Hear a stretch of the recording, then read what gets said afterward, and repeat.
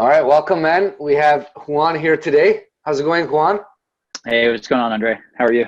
Good, I'm doing well. Awesome. Thanks so much for taking the time and sharing a little bit about your story. We're doing another sort of client testimonial interview.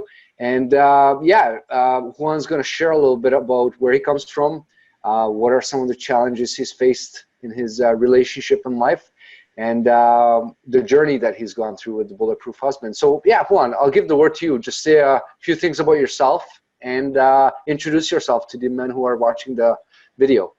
Yeah.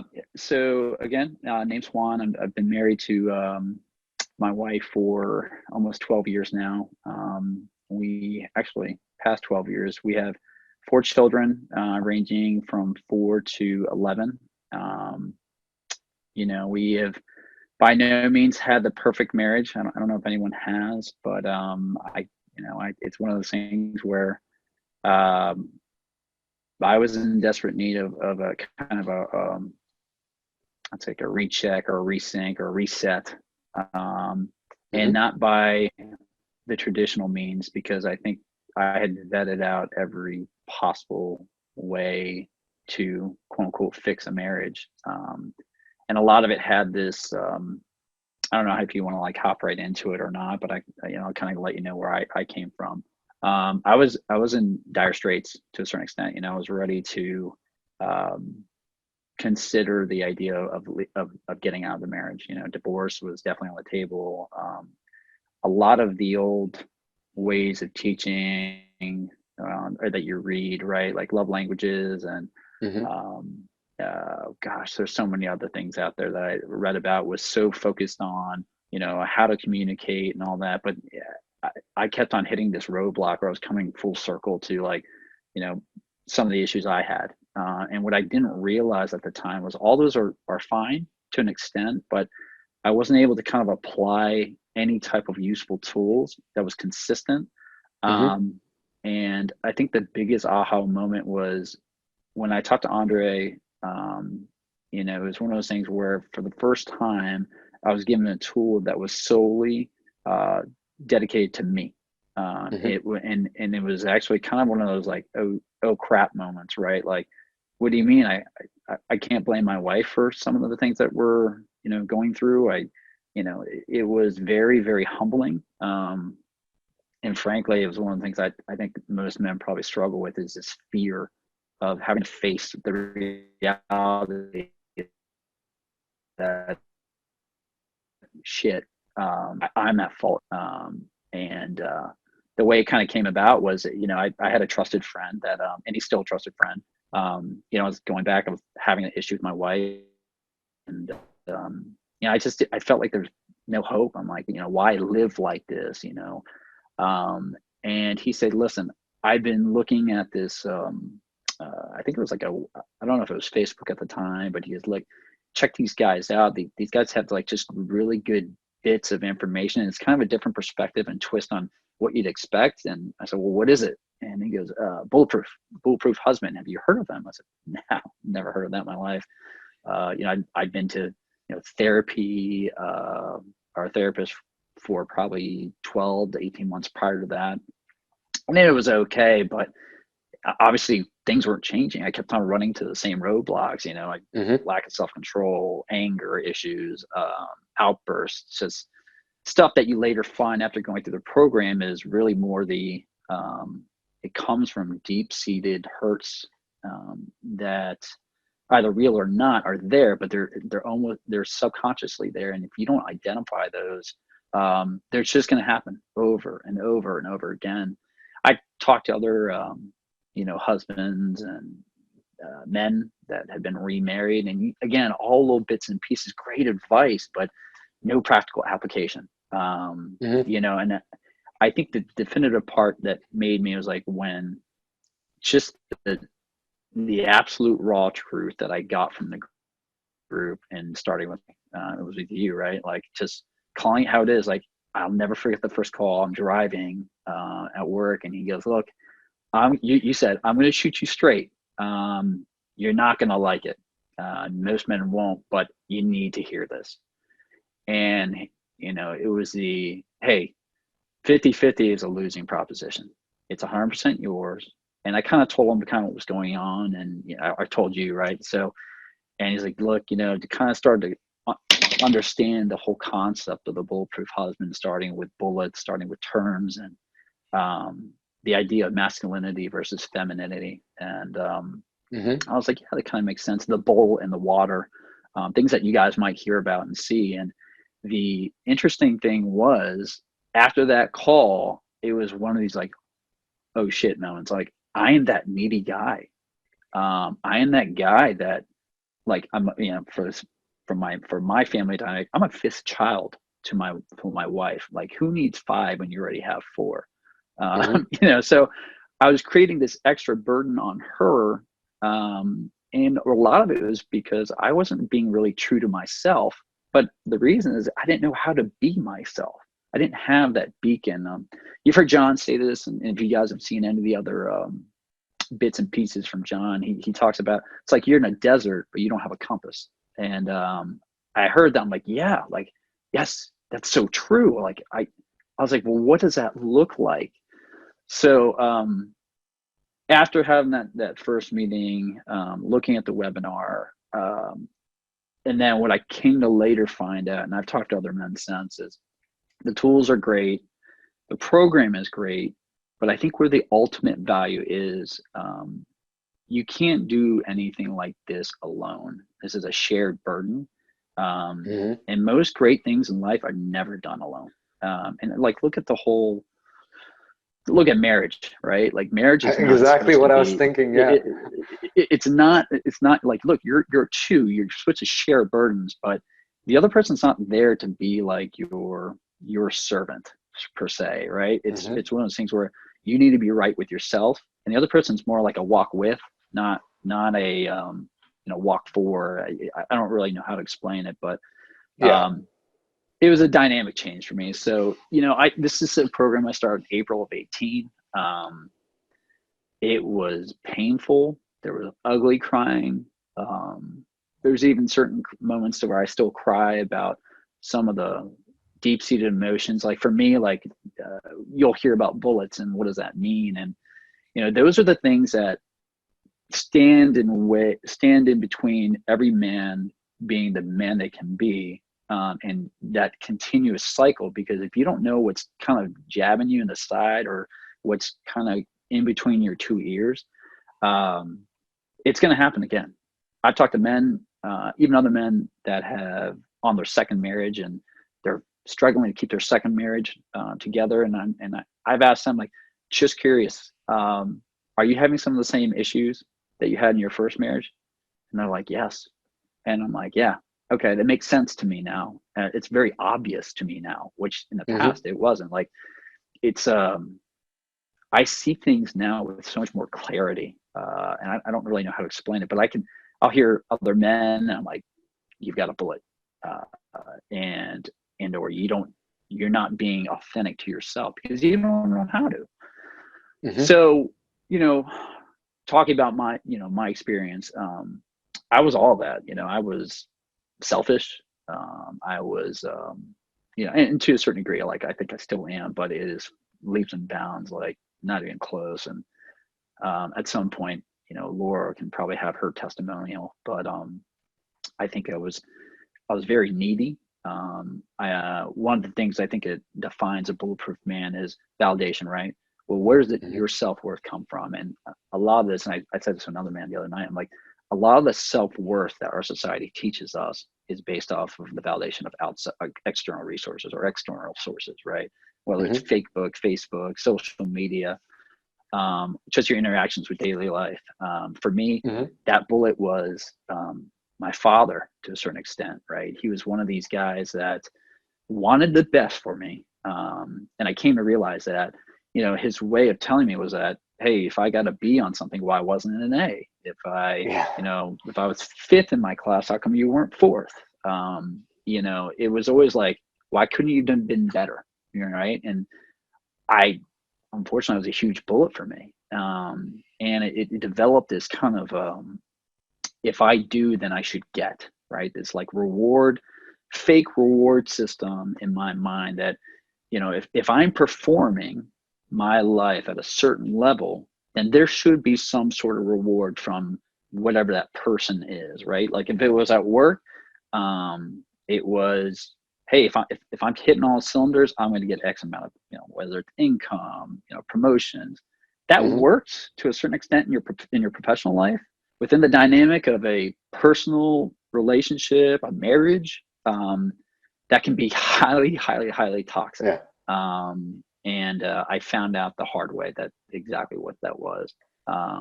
So it, I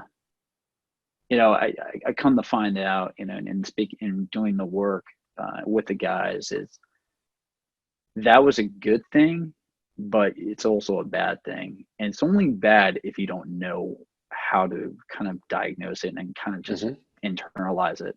And that was the bad thing. Like all the other good things, like I am able to provide for my family. I'm able to do things that, are successful by society's, perspective, right? But from an actual relationship with my wife, I failed miserably.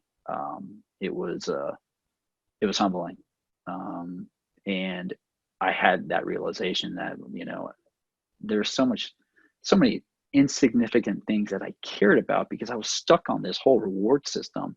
And then once I realized that what a dick I was being, and just putting that burden, that stress on my wife, and then kind of come full circle, I'm like, hey, that really like isn't what should define me or her. And you have that realize, then there's like this freedom, like, wow, like it's removed. I can operate. And I think after you remove that, or after I removed that, I was able to have just a lot more self-control. The anger outbursts, the reaction to my wife, and every man will know like that their wife can dig at them at the core, at their freaking manhood. Like I don't know how they do it, right? They know your triggers and they play with it like a little puppet master. They know your bullets for sure. Yeah. 100%. So fast forward 9 months, right? So did the work, I found out what my terms are, and I think they're still kind of changing. But at the same time, I'm confident who I am as a man. I have a different perspective on my family. Some of the biggest aha moments are like just with my kids, they'll look at me. They look to me as that role model. And that was one of the things I think kind of the other driving benefits, if you will, is my kids can now see a man that I have 3 daughters and a son. I want my son to be, I want him to be strong-minded, confident in who he is. And also for my daughters, I want them to marry a man that was hopefully a father like them, definitely in control, fun, but definitely fair and instructive. So, my terms were to provide for my family emotionally, physically, and spiritually. And there was no way in hell I was able to kind of accomplish that until I removed that bullet. I want to be clear with the men that see this or not. It's you're not going to be perfect, but it's like anything else. And I think my daughter was asking, like, how is that? Like, how are you able to not respond to mom like you used to? And I said, well, it's kind of like I was like, you remember the first time you rode your bike? How good were you at it? And she said, oh, it was awful. I'm like, yeah, you were bad. So I was like, but so were all of us. Do you remember how now, like, you fly around the neighborhood, things like that? I'm like, that's what it takes. Not just you can apply that in anything in life. But in the beginning, it's going to be hard. It's going to be humbling. It's going to be painful. But then you get better at it. And then you get like really good at it. And then you have moments where you're a pro at it. The old school days of reacting to, that wife trying to strike you at the inner core, cut you down. Now I actually almost have fun. I look at her and I'm like, come on, like, really? Is that where we're going to go today? And I think I'd love you, but I think she knows that, like, there's nothing you're going to get out of me. So that whole like death spiral, if you will, it stops because you're not allowing it to kind of proliferate anymore.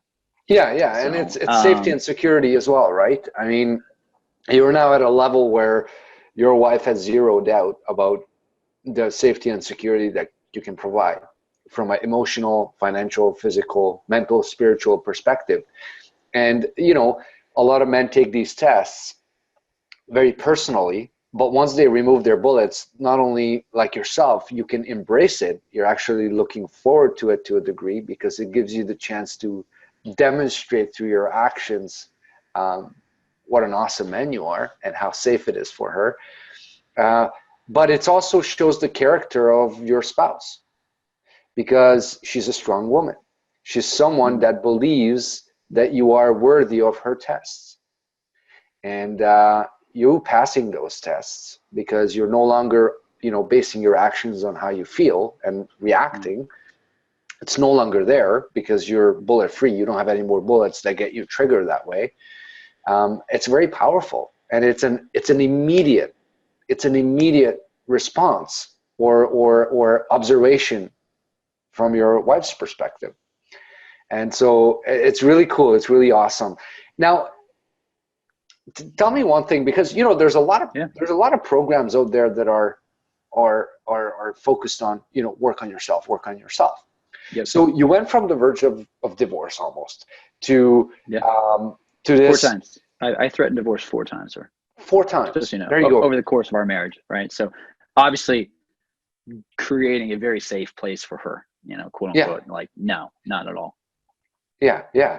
And then you took it to this fully rebuilt marriage where you're so confident and proud of yourself as a man, and you brought masculinity back in the marriage. You've taken care of your bullets. You're constantly working on new bullets to be pulled out, which is awesome. So this is all about working on yourself. Now, but there's one more thing that we bring to the table that is really critical, that has been critical. And if you could touch on that, you know, which is the part of, you know, how do you work on the marriage without your wife being involved? Because by the time most men talk to us, their wife is checked out. She's not really motivated to work on the marriage. She feels like she's been giving signals for years and it's been ignored, and so she's desperately waiting for the man to demonstrate through his actions that, hey, you know what? It's on you now. I feel like I've been working on the marriage alone for years. So how was that for you? That component of, okay, I've got my terms, I'm pulled my bullets, I'm purposeful, I'm letting her manage the relationship, but now I got to actually do some repair work to the marriage. How was that for you? Well, I think, you know, the kind of led to the first question, right? So why was this program different than all these other ones that, you know, with, you know, you got to work on yourself. And that's kind of the other thing I picked up on was, you know, the signals and signs that your wife gives you as you get into this program. You're like, she actually said that to me. Now, she may have not said it in a kind way, but, you know, I remember her saying, you need to work on yourself. And I was like, are you kidding me? You know, this whole 50-50. So the signs were there the whole time. You know, it may have not been delivered eloquently or kindly. And maybe more, that was just a bullet not being able to receive that, because you're like, who's going to tell me what to do, right? Especially my wife. And, you know, this whole idea of respect. And, you know, so that is so true with the signs. And I can laugh about it now. I was probably pissed at the world when she tried in the past. So there was that. This program, like, okay, so when I'm working on myself, working yourself with no one else is a tall task. Again, I tried it. You know, I'd done the things with my spouse. I mean, with my my therapist, right? And we'd meet maybe like once a week when we were really meeting. But in between that, like, I didn't have a lifeline. And there'd be moments where I'd be, you know, tested or, you know, just massive onslaught of, you know, your wife again is trying to find that safe place. What I was trying to find out, like, why? So how do you deal with that? And I think that is probably one of the defining distinctions of this program, is that there's a brotherhood here. There's a safe place to kind of remove yourself when those challenges happen, when those threats happen, as long as you're up to the task to be able to kind of take yourself out of the moment And she's like, Mm-hmm. hey, and again, we talk about this in the program, like, hey, look, you're going to have these moments. You need to create these contexts for you. These tests are going to come. You're going to do this apology, and then the tests are going to get even worse. And it was almost crazy, but every single thing we talked about happened almost to a T. Like, I did this great apology, and I'm crying, I'm ugly crying, and she's crying, and like, you think all's good, right? But I think one of the other things you have to kind of come to realize is, again, married for 12 years, one apology isn't going to repair 12 years of pain that I've caused. Mm-hmm. So but also having the context to realize that ahead of time, like, all right, cool. We're working towards a new us. Mm-hmm. So that's where the group comes in. There were moments I would, we'd have, I could instant message a guy. I could, text, Andre, I could text John. And then I could just let it out. Right. So there's some of the guys talked about like, emotion, and women are emotional, and men, need to be kind of the bull in the rock. It doesn't mean you're not. I come to realize, like, we are highly emotional, but we don't Mm-hmm. react out of it. And as you get better at it, right, going back to that bike analogy, you learn to just say, okay, cool, I'm going to take a step back here. I'm just going to internalize this and then come back in a controlled manner. Yeah, yeah, yeah, And, exactly. and all the men just like building you up, the guys a little bit further along, kind of, it's almost like it's just a great mind share. Like, guys are further along, want to help the other guys get through this. Because look, at the end of the day, what are we talking about? We're talking about children. We're talking about husbands and wives. You're talking about real life challenges that have just profound impact on, communities, our world, everyone around us. So I think you can't find that anywhere else. Yeah, and the family is the core of everything, right? If I mean, what are communities made up of? Communities are made up of families. Yeah. Teams, groups are made up of families, and so if the family unit is not functional, then eventually you'll see communities break down in other aspects of society. Okay, this is awesome. Very Yeah. insightful around your experience, and I really appreciate you sharing this because, yeah, doing the same thing over and over again and expecting a different result, insanity, right? Right. And then Definition. going it alone all the time makes life very, very difficult. And I'm very happy that you saw the value of what daily guidance looks like, right? There's a reason why, you tell me if I'm off here, but I think about 80-90% of the men that we work with and that you interact with have had experience with, going to therapy, counseling, and other tools to get the marriage back on track. But yet, we seem to be the last resort. And imagine what could happen if we're the first resort, right? Mm-hmm. And men don't make those additional steps or mistakes to come to the end of the line. Okay, very good. Now, what do you see for the future? You've done a lot of work. You've Yep. done great work. Your level of commitment is, it's through the roof, and you're a man of consistency.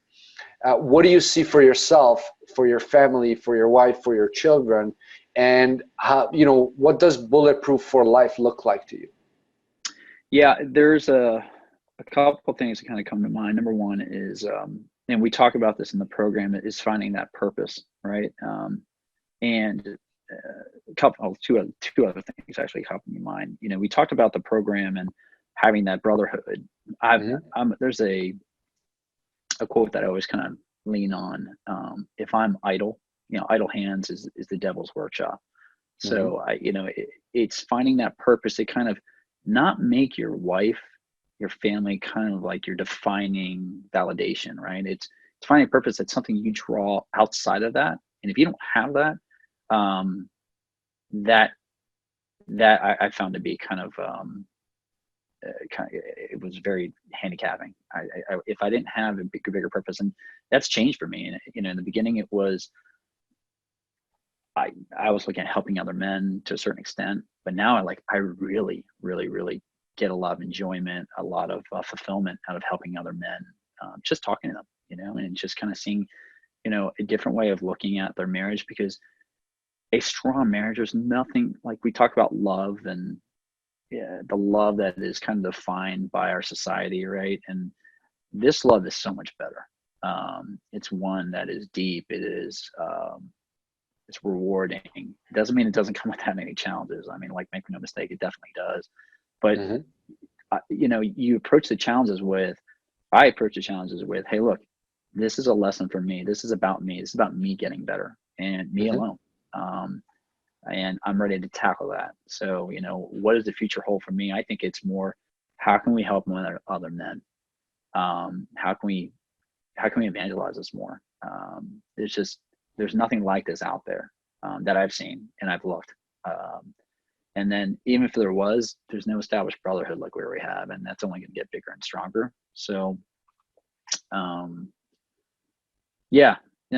think the purpose, staying idle, staying purposeful in a day in, day out basis, and just really kind of creating a new context for my life is where, my wife is not she doesn't validate me anymore. Like, everything is, I'm confident in who I am. I'm confident what I bring to the table. And who knows? I mean, I've never been more successful at work. But I've always been pretty successful at work. So I don't know if that really has anything to do with it, but I think there's a degree of confidence, and there's a lot less, it's like a lot less worry. Doubt is gone, right? Yeah. It's like you're going to face challenges. But I'm not handicapped. I'm not like paralyzed by challenges anymore. I'm like, okay, like, we got to deal with this. All right. So what do we got to do? So I think it's just, there's another quote I use a lot in life. It's from my brother. You don't know what you don't know. Right. And I'm learning new things that are just completely outside of what I thought was humanly possible. What I thought was, the road forward. And that's exciting. So, it's enjoying the journey, so to speak, enjoying the ride and being present in the moment. I kind of is more so like where I kind of found even like one of the byproducts have been great of the Bulletproof Husband. Like, it's just about the now. I peek at the future, live in the now, remember your past. So awesome. What do you have to say for the other men? I mean, let's face it. A lot of men see us on Facebook. A lot of men get to know us through Googling. They find us online. Of course, more and more men get referred. More and more men get pulled into the community by other men. But, there's a lot of online presence, and there's a lot of skepticism around there. What do you have to say to men who are sitting on the fence, who have the scam alert on, who are worried about being taken advantage of, who are worried about not being able to take action and getting stuck, and experiencing some of the same loopholes, or they're in the trenches like you were? What advice do you have for them, or what are some wisdom thoughts that you could share with them when it comes to taking action and really owning up to what they're worth and how they need to approach their life? Well,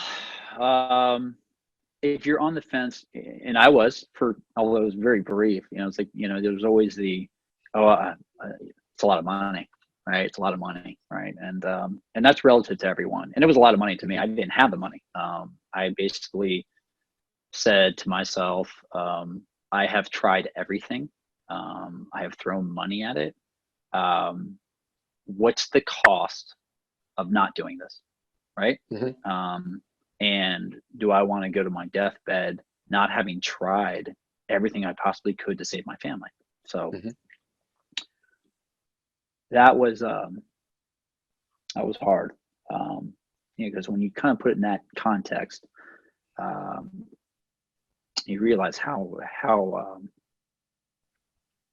important they are to you.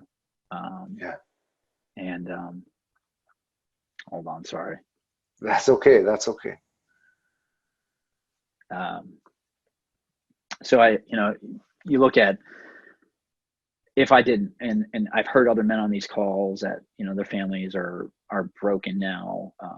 I see, you know, families in my community that are, you know, from a broken family, and I by no means judge any of them, but what I do notice is the kids Mhm. are definitely affected. Um, you know, I think of that for my kids. Um, do I want them to have to go through that? I was very fortunate. Like my parents stuck it out, but by no Mhm. means were they a bulletproof marriage. Um, you have to take that into consideration. You have to understand what is the impact here. And there's a part of me, at least that worked for me, is like, look, if I don't do this, I am being selfish, not Mhm. giving them the chance. And if you truly are a father, a husband, you you gotta lay it on the line, man. Like, it's our vows. And I don't care what religion you come from, but most of them are all pretty consistent. Like, you're Yeah. supposed to lay your life on the line for them. And yeah, I felt like if I didn't do that, I'd have regrets. So Mhm. um, so you got to take that in consideration. Um, Scams, all that stuff. You know, here's good news: you can talk to other men in the group now that have gone through the program. When the program was relatively new, sure, I think there was more of a leap of faith, but I don't think you really have to kind of. I think there's less of a concern there. Um, Mhm.